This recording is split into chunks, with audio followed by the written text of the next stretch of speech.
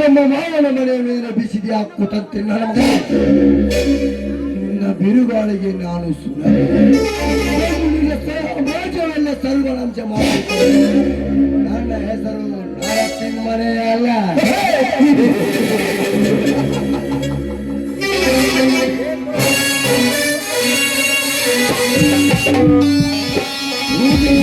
ಸೂರ್ಯನ ತಡೆಯಕ್ ಹೋಗ್ಬಾರ್ದು,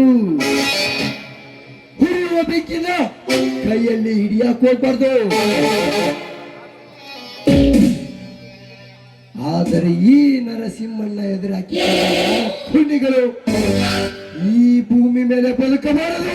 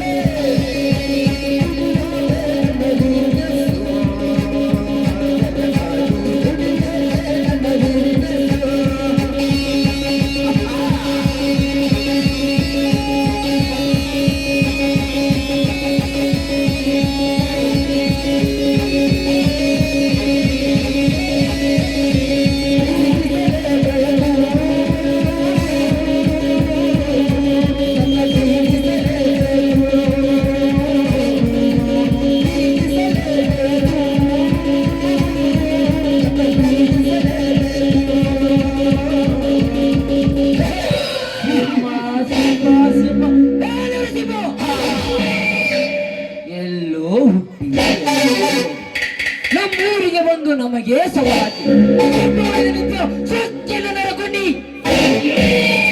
ನೀನು ಸವಾಲು ಹಾಕಿದ ಸೇಡು ತೀರಬೇಕಾದರೆ ಚಂದುಳ್ಳಿ ಚಿಲುವೆಯಾದ ಹಾಡಿನ ಹೆಂಡತಿಯ ಶೀಲರ್ಣ ಆಗಲೇಬೇಕು. ಪುಂಡನೆಂದು ಪುಡಿದಾಡುತ್ತಿರುವ ಪ್ರಸಾದದ ತಾಯಿಯ ಮರಣ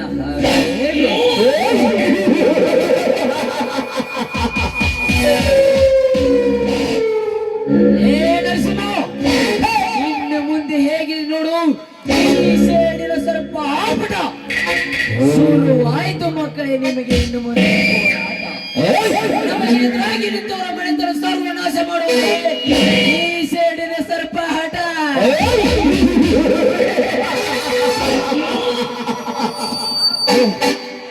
ಪರಮೇಶ್ವರ ಹೆಂಡತಿ ಈ ಕಡೆನೆ ಬರ್ತಿದ್ದಾಳೆ. ಬರಲಿ ಬರಲಿ.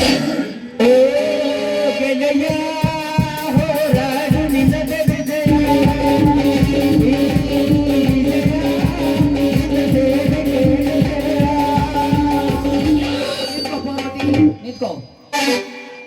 ಯಾಕೆ ಶ್ರೀಮಂತರೇ ನನ್ನನ್ನು ತಡೆದು ನಿಲ್ಲಿಸಿದ ಕಾರಣ? ಕಾರಣ ಪಾರ್ವತಿ, ಹರಳಿದ ತಾವರೆಯಂತಿರುವ ಈ ನಿನ್ನ ಸೌಂದರ್ಯ, ಆ ಬಡವರ ಗುಡಿಸಿನಲ್ಲಿ ಬಾಡಿ ಹೋದ ಗುಲಾಬಿ ಹೂ. ನೀನು ನನ್ನ ಮಾತಿನಲ್ಲಿ ನನ್ನ ಜೊತೆ ಇದ್ದರೆ ನಿನಗೆ ಏನು ಬೇಕು ಕೇಳು. ವಜ್ರ, ಬಂಗಾರ ಎಷ್ಟು ಬೇಕು ಕೇಳು, ಕೊಡುತ್ತೇನೆ. ನಿನ್ನನ್ನು ನನ್ನ ಅರಮನೆಯಲ್ಲಿ ಮಹಾರಾಣಿ ಕೂಡ ಮಾಡುತ್ತೇನೆ. ಆದರೆ ನೀನು ನನ್ನ ಸೋಳೆಯಾಗಿದ್ದರೆ ಸಾಕು. ಹಾಗಾದ್ರೆ ನಾನು ಏನೇ ಕೇಳಿದ್ರು ನೀವು ಅದನ್ನ ಕೊಡ್ತೀರಾ? ಏನು ಬೇಕಾದ್ರೂ ಕೇಳು ಪಾರ್ವತಿ. ಹಾಗಾದ್ರೆ ಲಕ್ಷ ಕೊಡಿ. 1 ಲಕ್ಷ ಯಾಕೆ ಪಾರ್ವತಿ? 10 ಲಕ್ಷ ಕೊಡುತ್ತೇನೆ. ಶ್ರೀಮಂತರೇ, ನಾನು ಹೇಳ್ತಾ ಇರೋದು ಈ ಲಕ್ಷ ಅಲ್ಲ, ಸ್ವಲ್ಪ ನನ್ನ ಮಾತಿನ ಕಡೆ ಲಕ್ಷ ಕೊಟ್ಟು ಕೇಳಿ ಅಂತ ಹೇಳ್ತಾ ಇದ್ದೀನಿ. ಆಯ್ತು, ನೀವು ಹೇಳಿದ ಹಾಗೆ ನಿಮ್ಮ ಮನೆಗೆ ಬರ್ತೀನಿ, ನಿಮ್ಮ ಸೂಳೆಯಾಗಿ ನಿಮ್ಮ ಹತ್ರನೂ ಇರ್ತೀನಿ, ನಿಮ್ಮ ಎಲ್ಲ ಕಂಡೀಷನ್ಗೂ ನಾನು ಒಪ್ಕೊಳ್ತೀನಿ. ಆದ್ರೆ ನನ್ನೂ ಕೆಲವೊಂದಿಷ್ಟು ಕಂಡೀಷನ್ಗಳಿವೆ. ಕಂಡೀಷನ್? ಅದೇನದು ಕಂಡೀಷನ್? ನೋಡಿ, ನಾನು ನಿಮಗೆ ಹೇಳಿದ ಹಾಗೆ ಸೂಳೆಯಾಗಿ ನಿಮ್ಮ ಮಂಚಕ್ಕೆ ಬಂದ್ರೆ ನಿಮ್ಮ ಹೆಂಡತಿ ನನ್ನ ಗಂಡನ ಸೂಳೆಯಾಗಿ ನನ್ನ ಗಂಡನ ಮಂಚಕ್ಕೆ ಒಂದೇ ದಿನ ಕಳಿಸಿಕೊಡ್ಬೇಕು. ಬಾಯ್ನ ಏನು ಹೇಳಿದೆ? ನಾನು ಸೂಳೆಯಾಗಿ ನನ್ನ ಮಂಚಕ್ಕೆ ಬರ್ಬೇಕಾ? ಹಾಗಾದ್ರೆ ನಿನ್ನ ಹೆಂಡತಿಗೆ ದಾಹ ತೀರಿಸಲಾಗದ ನಿನ್ನಂತ ನನ್ನ ಗಂಡನಿಂದ ನರಳಾಡೋದಕ್ಕೆ ಅವಳಿಗೆ ಇಷ್ಟವಿಲ್ಲವಂತೆ. ನನ್ನ ಗಂಡನ ಪಕ್ಕ ಒಂದೇ ಒಂದು ರಾತ್ರಿ ನಿನ್ನ ಹೆಂಡತಿನ ಕಳಿಸಿಕೊಡು. ಆ ನಿನ್ನ ಹೆಂಡತಿಯ ಮೈ ಬೆವರಿಸಿ ನಿನ್ನ ಗಂಡನ ಸುಖ ಎಂತದ್ದು ಅಂತ ನಿನ್ನ ಗಂಡ ನಿನ್ನ ಹೆಂಡತಿಗೆ ಈ ಶ್ರೀಮಂತ ಸರದಾರನ ಹೆಂಡತಿಯನ್ನ ಬಿಡಬೇಕಾದ್ರೆ ನಿನ್ನ ಗಂಡನ ಮಂಚಕ್ಕೆ ಲೇ ಗಂಡನ ಪೌರುಷವನ್ನು ಗರ್ವದಿಂದ ಉಚ್ಚರಿಸುವ ಬಟೆ ಬಾರಲೇ ಬಾ.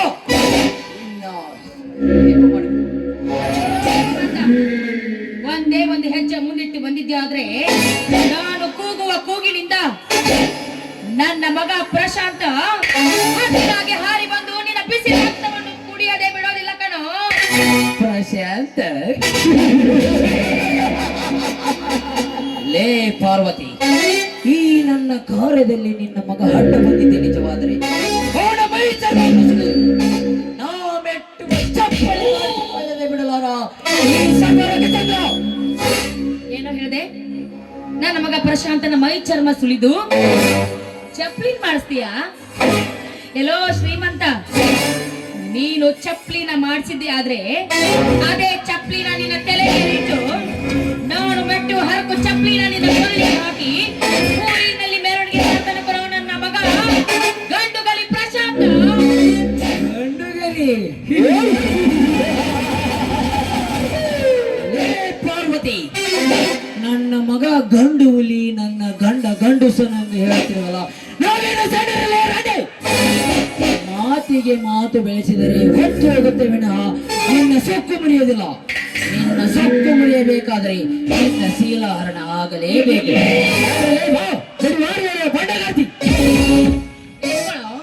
ಒಂದೇ ಒಂದು ಹೆಜ್ಜೆ ಮುಂದಿಟ್ಟು ನನ್ನನ್ನು ಮುಟ್ಟ ಬಂದಿದೆ ಆದ್ರೆ ಗಂಡು ಗಚ್ಚು ಹಾಕಿ ನಿನ್ನ ಎದೆಗೆ ಒಂದು ಉತ್ತರ ಕೊಡೋದಕ್ಕೆ ಬರ್ತಾರೆ ಕಣೋ ಈ ಸಮಾಜದ ವೀರಗರತಿಯರು.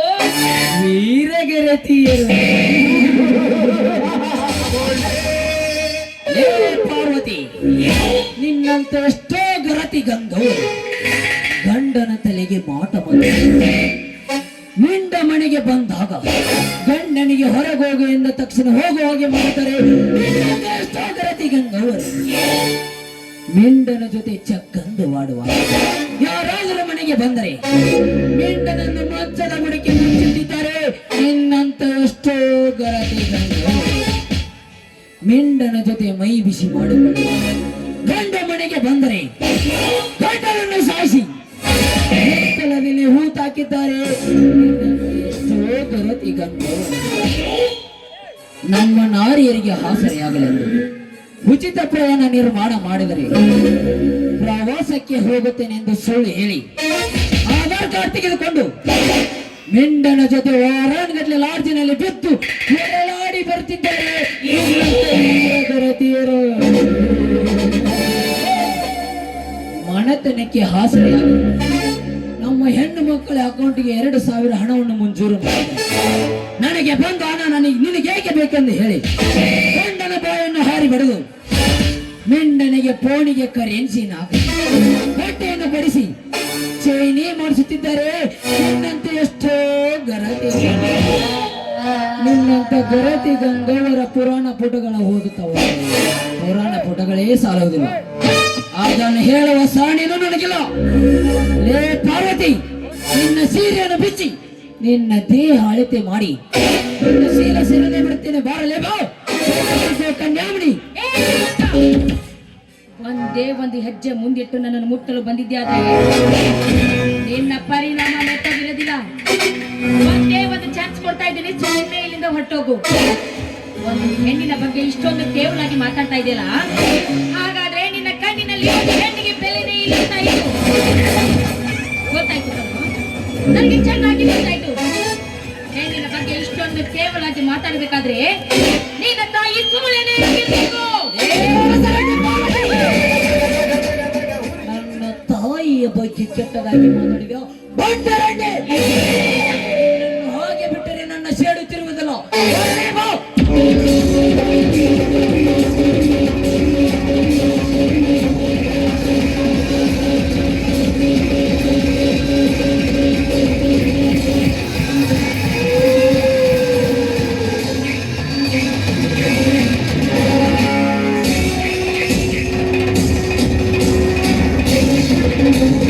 ಸಫಲವಾಯಿತು.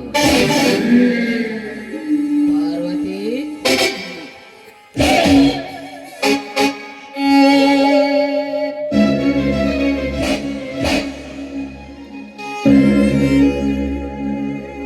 ಏ ಪಾಪಿ, ಕೊನೆಗೂ ನನ್ನ ಶೀಲವನ್ನೇ ಹಾಳು ಮಾಡಿಬಿಟ್ಟೆ ಲೋಡಿಚ.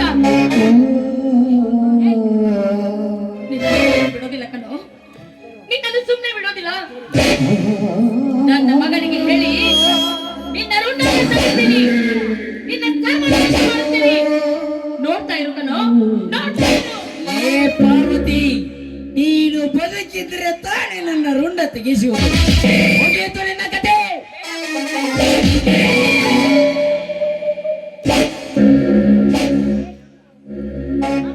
ಪಾರ್ವತಿ,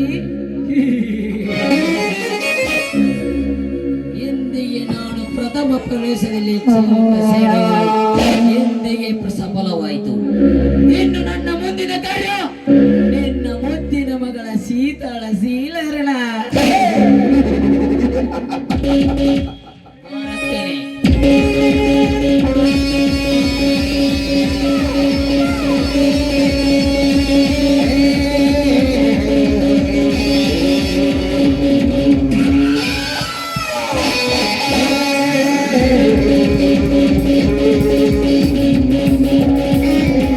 ಮೇಲೆ ಬಂತು. ನಮ್ಮ ನೋಡಿದ್ರೆ ಬುತ್ತಿ ತಗೊಂಡ್ಬರ್ದಂತ ಹೇಳಿದ್ರು. ನಾನು ಬುತ್ತಿ ತರಲೇ ಇಲ್ವಲ್ಲ, ಎಲ್ಲಿ ಹೋಗಿದ್ದಾಳೋ ಏನೋ ನಮ್ಮವ್ವ.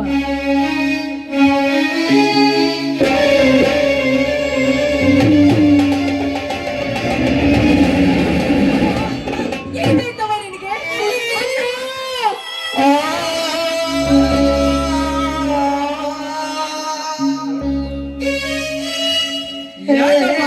ಏನಾಯ್ತು?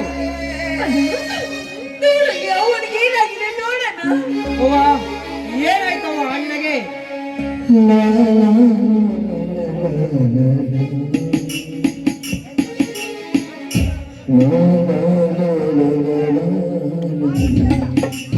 ಪಾರ್ವತಿ, ಏನಾಯ್ತು? ಪಾರ್ವತಿ, ಏನಾಯ್ತು?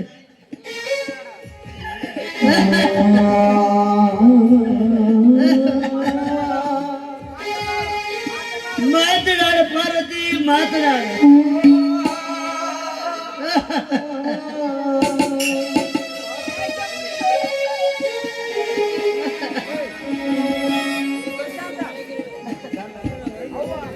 ಅವ್ವ, ಈ ಪ್ರಪಂಚವನ್ನೇ ನೋಡೋದಕ್ಕಿಂತ ಮುಂಚೆ ತಂದೆಯನ್ನ ಕಳೆದುಕೊಂಡೆ.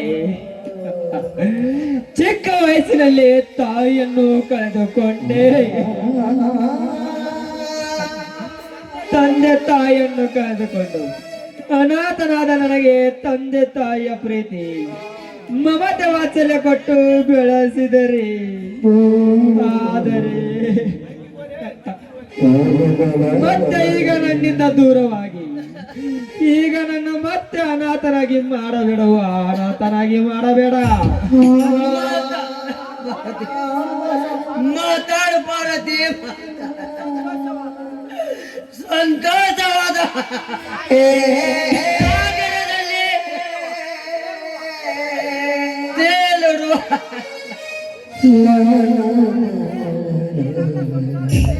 ಈ ನನ್ನ ಸಂಸಾರಕ್ಕೆ ಯಾವ ದುಷ್ಟರ ಕೈವ ತಂದೆ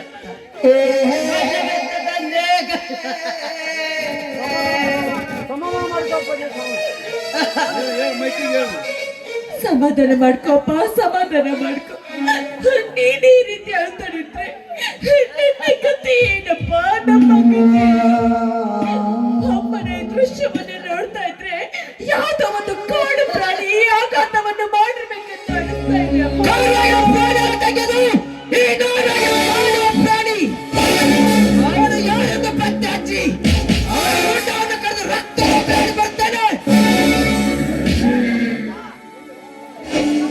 ಇಲ್ಲ ಪ್ರಜಂತ ನಿಲ್ಲ.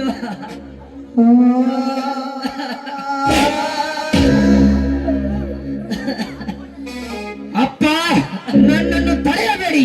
ನನ್ನ ತಾಯಿಯ ಗುತ್ತಿಗೆಯನ್ನು ಕಳೆದ ಆ ನರ ಹಂತಕರ ಹಂತವನ್ನು ಕಡಿಯುವವರೆಗೂ ನನ್ನ ಅಂತರಾಳದೊಳಗೆ ಉರಿಯುತ್ತಿರುವ ಬೆಂಕಿ ಆರೋದಿಲ್ಲ. ನಿಂತ್ಕೋಣ. ಒಂದು ಹೆಜ್ಜೆ ನೀ ಮುಂದಿಟ್ಟಿದ್ದು ನಿಜವಾದ್ರೆ ನಿನಗೆ ನನ್ನ ಮೇಲೆ ಆಣೆ ಆಗಿದೆ. ತಂಗಿ ತಂಗಿ ತಂಗಿ ಆಣೆಯನ್ನ ಇಟ್ಟು ಈ ನಿನ್ನ ಅಣ್ಣನನ್ನು ಬಂಧಿಸಬೇಡಮ್ಮ, ಬಂಧಿಸಬೇಡ. ಹೌದಣ್ಣ, ಈಗಾಗಲೇ ತಾಯಿಯನ್ನು ಕಳೆದುಕೊಂಡು ನಾವು ಕಷ್ಟವನ್ನು ಅನುಭವಿಸ್ತಾ ಇದ್ದೀವಿ. ಮತ್ತೆ ನಿನ್ನನ್ನು ಕಳೆದುಕೊಳ್ಳುವ ಶಕ್ತಿ ನನಗಿದೆ ಅಣ್ಣ. ಹೌದು ಪ್ರಜಂತ, ನಿಮ್ಮ ತಂಗಿ ಹೇಳುವ ಮಾತು ನಿಜ. ನಮ್ಮ ಏನ ಸರಿಯಾಗಿಲ್ಲಪ್ಪ. ನಾವು ಏನಾದ್ರೂ ಮಾಡಿದ್ರೆ ನಮಗೆ ಒಳ್ಳೆ ಬರ್ತದೆಪ್ಪ.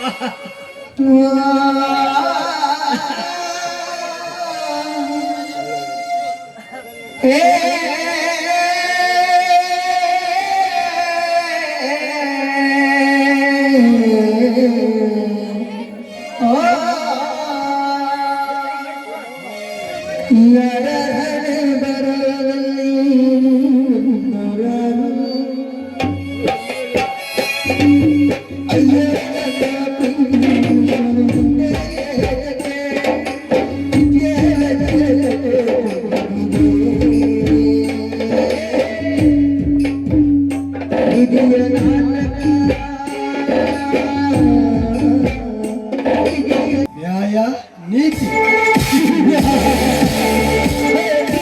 ನ್ಯಾಯ ನೀತಿ ಧರ್ಮ ಹುಟ್ಟು ಹೋಗಿದೆ ಈ 6 ಸಮಾಜದಲ್ಲಿ. ಕೆಟ್ಟ ಕುಲಿವಂತಗಳ ಕರ್ಮ ಹೆಚ್ಚಾಗಿದೆ. ಎಲ್ಲಿ ನೋಡಿದರು ಕೊಲೆ, ಹುಲಿಗೆ, ಅನ್ಯಾಯ, ಅತ್ಯಾಚಾರ. ಇದಕ್ಕೆಲ್ಲದಕ್ಕೂ ಕಾರಣ ಒಂದೇ, ದುಡ್ಡು, ಹಣಿ, ನಡಿ. ದೊಡ್ಡ ದೊಡ್ಡ ಸುಳ್ಳು ನನ್ನ ಮಕ್ಕಳು ಈ ಸಮಯದಲ್ಲಿ ಹೆಣ್ಣು ಮಕ್ಕಳನ್ನು ಬಲಾತ್ಕರಿಸಿ ಅವರ ಬಾಳನ್ನೇ ಹಾಳು ಮಾಡಿಬಿಡುತ್ತಾರೆ. ಅವರ ಬಾಳಿಗೆ ಜೀವಕ್ಕೆ ಹಣದಿಂದ ಬೆಲೆ ಕಟ್ಟಿ ಬೆದರಿಕೆ ಹಾಕಿ ಅವರ ಬಾಯನ್ನೇ ಮುಚ್ಚಿಬಿಡುತ್ತಾರೆ. ಇದನ್ನೆಲ್ಲದನ್ನು ಕಂಡು ನನ್ನ ಮನಸ್ಸಿನ ರೋಷಾಗ್ನಿ. ಬಡವರ ಹೆಣ್ಣು ಮಕ್ಕಳ ಮೇಲೆ ಅತ್ಯಾಚಾರ ಮಾಡುವ ಅವಿವೇಕಿ ನನ್ನ ಮಕ್ಕಳೇ, ನಿಮ್ಮ ಗಂಡು ನರವನ್ನು ಕಿತ್ತು ನಿಮ್ಮನ್ನು ಶೈಲನಾಗಿ ಮಾಡಿದಾಗಲೇ ಶಾಂತಿ ಆಗುವುದು ನನ್ನ ಮನಸ್ಸಿನ ರೋಷಾಗ್ನಿ. ಲೇ ಶ್ರೀಮಂತ ಕುಡಿಗೆ, ನಿಮ್ಮ ನರಗಳನ್ನು ಕಿತ್ತು ಹಾಕಿ ನಿಮ್ಮನ್ನು ಶೈಲನಾಗಿ ಮಾಡಿದಾಗಲೇ ಶಾಂತಿ ಆಗುವುದು ನನ್ನ ರೋಷಾಗ್ನಿ.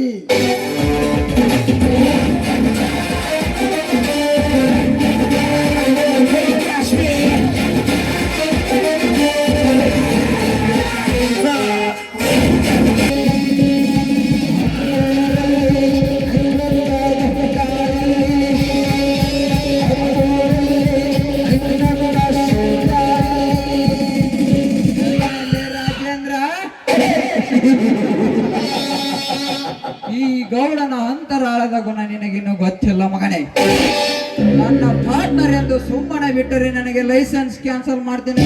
ವಾರ್ನಿಂಗ್ ಮಾಡಿದ್ಯಾ ಕೊನೆ? MLA ರಾಜೇಂದ್ರ, ನಿನ್ನೆ ನಡೆದ ಮೀಟಿಂಗ್ ನಲ್ಲಿ ನಿನಗೆ ಅವಮಾನ ಆಗುವಂತೆ ಮಾಡಿದವನು ಬೇರೆ ಯಾರು ಅಲ್ಲ, ಅದು ಈ ದೇವೇಂದ್ರ ದೇಸಾಯಿ. ಈ ಸೇಡಿನ ಸರ್ಪವನ್ನು ಎದುರಾಕೊಂಡವರಿಗೆ ಅದೋಗತೆ.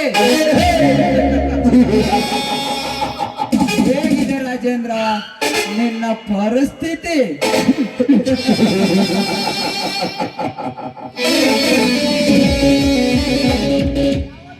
ಯಾವುದೋ ಒಂದು ಒಯ್ಯಾರದ ಗೊಂಬೆ ಈ ಕಡೆನೆ ಬರ್ತಾ ಇದ್ದಾಳೆ. ಬರಲಿ ಬರಲಿ, ರಂಬೆ ಮೇನಕಿ ಊರ್ವಶಿ ಅಂತ ಚಂದುಳ್ಳ ಚೆಲುವೆರ ಜೊತೆ ಚಲ್ಲಾಟವಾಡಿ ಬಹಳ ದಿನವಾಯಿತು. ಈ ಕಾಮರಾಜನ ಕಣ್ಣಿಗೆ ಕುಕ್ಕುವ ಈ ಅರಗಿನಿಯನ್ನು ಮುಟ್ಟಿ ಮುದ್ದಾಡಲೇಬೇಕು.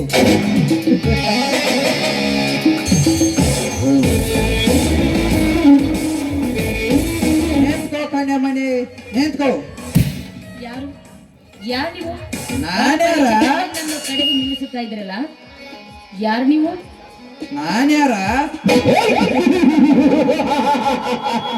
ಬೀಸೋ ಗಾಯನ ಕೇಳು, ಹರಿಯುವ ಗಂಗೆಯನ್ನು ಕೇಳು.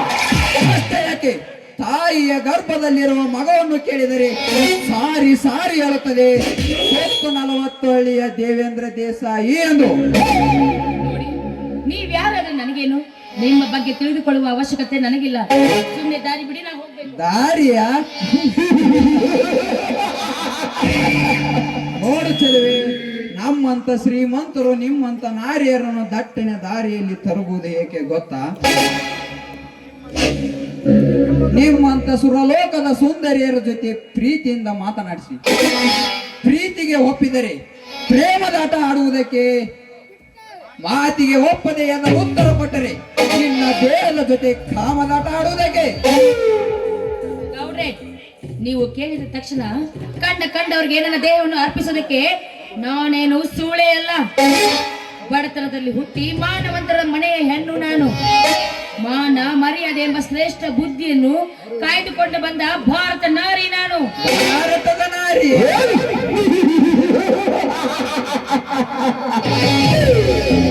ಏ ಹುಡುಗಿ, ನಿಮ್ಮಂತ ಬಡವರ ಮಕ್ಕಳು ಬಡತನ ಎಂಬ ಬಾಧೆಯಲ್ಲಿ ಸಿಲುಕಿ ದುಡ್ಡಿನ ಆಸೆಗೆ ಕಂಡವರಿಗೆ ಸೆರಗಾಸುವ ನಿಮ್ಮಂತ ಸೋಳೆಯರಷ್ಟಿಲ್ಲ ಈ ಸಮಾಜದಲ್ಲಿ.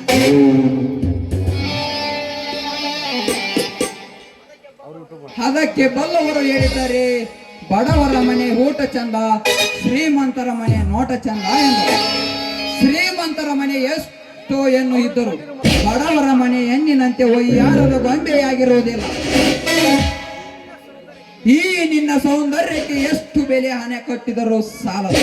ಕೇಳು, ಏನು ಬೇಕಾದರೂ ಕೇಳು, ಹೇಳುತ್ತೇನೆ. ಆದರೆ ನೀನು 5 ನಿಮಿಷ ನನಗೆ ಸುಖ ಕೊಟ್ಟರೆ ಸಾಕು.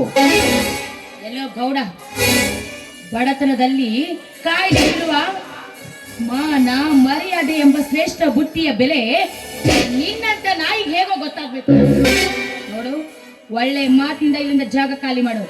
ಇಲ್ದೆ ಹೋದ್ರೆ ನನ್ನ ಕಾಲಲ್ಲಿರುವ ಮೆಟ್ಟಿನಿಂದ ನಿನ್ನ ಕೆರೆಗೆ ಬಾರಿಸುತ್ತದೆ. ಎಚ್ಚರ.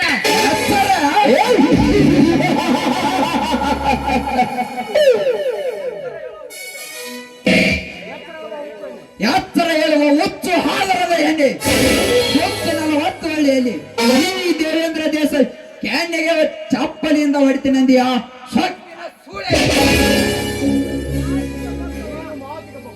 ನೀನು ಮಾತಿಗೆ ಬಗ್ಗುವ ಮಗನಾರಿ ಅಲ್ಲ, ಭರತ್ ಎಂಬ ಅಕ್ಷರವನ್ನು ಮಸ್ತಕಕ್ಕೆ ಏರಿಸಿಕೊಂಡ ಮಗನಾರಿ ನೀನು. ಬಾರಲೇ ನಾರೇ ಬಾ, ಈ ದೇಸಾಯಿ ಕೈ ಜಾರಿ ಹೋಗಬೇಡ. ನಿನ್ನ ಶೀಲ ನನ್ನಿಂದಾಗಲೇಬೇಕು. ನಾರೇ ಬಾರಲೇ ಬಾ.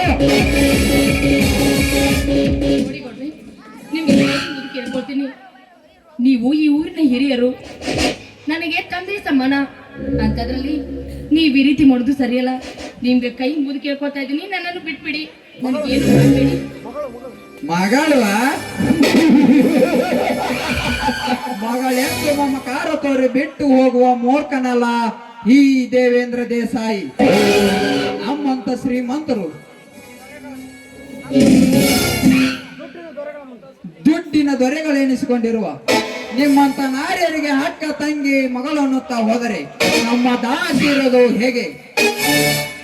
ಯೌವನದ ತರುಣಿಯಾಗಿ ಮಗಳು ಮನೆಯಲ್ಲಿ ಮಲಗಿದಾಗ ಮಗಳನ್ನುವುದನ್ನೇ ಮರೆತು ಮಗಳೊಂದಿಗೆ ಕಾಮ ಕ್ರೀಡೆ ಆಡಿದವರಿದ್ದಾರೆ ಈ ಸಮಾಜದಲ್ಲಿ. ಮಗನ ಹೆಂಡತಿ ಮಗಳ ವಯಸ್ಸಿನವಳಾದರು ಸೊಸೆ ಅನ್ನುವುದನ್ನೇ ಮರೆತು ಸೊಸೆಯ ಜೊತೆ ಸೋಬಾನ ಮಾಡಿಕೊಂಡವರಿದ್ದಾರೆ ಈ ಸಮಾಜದಲ್ಲಿ. ಅಣ್ಣನ ಹೆಂಡತಿ ಎತ್ತ ತಾಯಿ ಇದ್ದಂತೆ ತಾಯಿ ಅನ್ನುವುದನ್ನೇ ಮರೆತು ತಾಯಿಯ ಜೊತೆ ಸೋಬಾನ ಮಾಡಿಕೊಂಡಿದ್ದಾರೆ ಈ ಸಮಾಜದಲ್ಲಿ. ಚಿಕ್ಕಪ್ಪ ದೊಡ್ಡಪ್ಪನ ಮಗಳು ತಂಗಿ ಅನ್ನುವುದು ಗೊತ್ತಿದ್ದರು ತಂಗಿ ಮೇಲೆ ಮೋಹ ಮಾಡಿ ಅವಳಿಗೆ ಪ್ರೀತಿ ಹುಚ್ಚನ್ನು ಹಿಡಿಸಿ ತಮ್ಮ ಕಾಮದ ತೀಟೆ ತೀರಿಸಿಕೊಂಡಿದ್ದಾರೆ ಈ ಸಮಾಜದಲ್ಲಿ. ನೋಡು, ಹೇಳುತ್ತಾ ಹೋದರೆ ಸಮಯ ವ್ಯರ್ಥವಾಗುತ್ತದೆ, ಮಾತು ಮುಗಿಯುವುದಿಲ್ಲ. ಅದರಂತೆ ನೀನು ನನಗೆ ಹಕ್ಕನೂ ಅಲ್ಲ ತಂಗಿನೂ ಅಲ್ಲ. ನಾನು ತಾಳಿ ಕಟ್ಟಿದ ಉದರದಲ್ಲಿ ಬೆಳೆದ ಮಗಳೂ ಅಲ್ಲ. ಸುಮ್ಮನೆ ನಾನು ಹೇಳಿದಾಗೆ ಸೆರಗಾಸ್ತೀಯ ಇಲ್ಲ ನಿನ್ನ ದೇಹವನ್ನು ಹದ್ದಿನಂತೆ ಕುಕ್ಕಿ ಕುಕ್ಕಿ ತಿನ್ನಬೇಕಾ? ಇವ್ನು ಹೇಳ್ತಾ ಇರೋದು ನೋಡಿದ್ರೆ ನನಗೆ ತುಂಬಾ ಭಯ ಆಗ್ತಾ ಇದೆ. ನಾನು ಏನ್ ಮಾಡಲಿ? ಇವನಿಂದ ಹೇಗಾದ್ರೂ ಮಾಡಿ ನಾನು ಇಲ್ಲಿಂದ ಪಾರಾಗ್ಲೇಬೇಕು. ನೋಡಿ ಗೌರವ್, ನೀವ್ ಹೇಗೆ ಹೇಳ್ತೀರೋ ಹಾಕಿ ಹೇಳ್ತೀನಿ. ಆದ್ರೆ ನನ್ನ ಶೀಲಕ್ಕೆ ಮಾತ್ರ ಕೈ ಹಾಕಬೇಡಿ, ನನ್ನ ಶೀಲವನ್ನು ಮಾತ್ರ ಬಿಟ್ಬಿಡಿ. ಹಾಗಾದರೆ ನನ್ನನ್ನು ಹಿಡಿದು ಈ ಸಮಾಜದಲ್ಲಿ ಒಂದು ಸಿ ಹಾಡನ್ನು ಆಡಬಾರದೆ? ಆಯ್ತು, ನಿಮ್ ಇಷ್ಟಂತೆ ಹಾಡ್ತೀನಿ. अमर क्या रत्नवे अमर क्या रत्नवे अमर क्या रत्नवे अमर क्या रत्नवे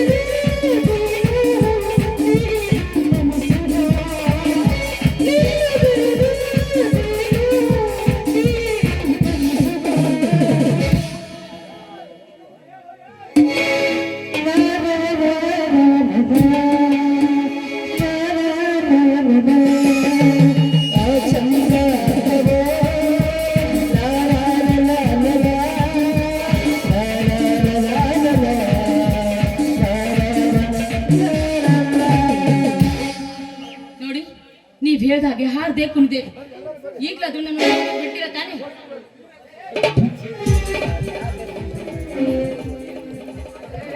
ತಾನೇ ಸ್ಟಾಪ್. ನಿನ್ನ ಹಾಡು ಕೇಳಿ ನನ್ನ ಮನದ ಆಸೆ ಈಡೇರಿತು.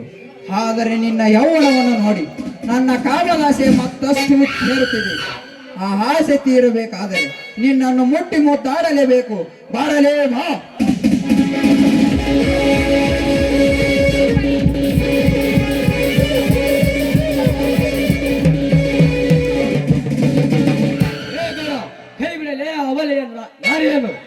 ಏ ಈ ಗೌಡನ ಆರ್ಭಟದಲ್ಲಿ ಅಡ್ಡ ಬಂದ ನೀನ್ ಯಾರಲೇ ಬಡ ಬಿಕಾರಿ ನನ್ನ ಏ ಗೌಡ, ಶ್ರೀಮಂತ ಎಂದು ಸಕ್ಕಿಯಿಂದ ಮಾತನಾಡಿದರೆ ನಿನ್ನ ಪ್ರಾಣವನ್ನು ನಿಮ್ಮ ಲೋಕಕ್ಕೆ ಪಾತ್ರ ಮಾಡಿಬಿಡ್ತಾನೆ ಈ ಶ್ರೀದತ್ತ ಸಿಂಹನ ಮರಿ ಶ್ರೀಕಾಂತ. ಸಿಂಹದ ಮರಿಯ ಸಿಡಿದೆದ್ದ ಸಿಂಹದ ಮರಿ ಎಂದು ಗರ್ಜಿಸಲು ಬಂದರೆ ಇದೇ ನನ್ನ ಬಂದೋಕಿನಿಂದ ನಿನ್ನ ಗತವನ್ನು ಉಳಿಸಿ ಬಿಡುವುದು. ಸೋಮನೆ ಈ ಹುಡುಗಿಯನ್ನು ಬಿಟ್ಟು ಹೋದರೆ ಸರಿ, ಇಲ್ಲ ನಿನ್ನನ್ನು ಹತ್ತು ಎಳೆದುಕೊಂಡು ಹೋಗಿ.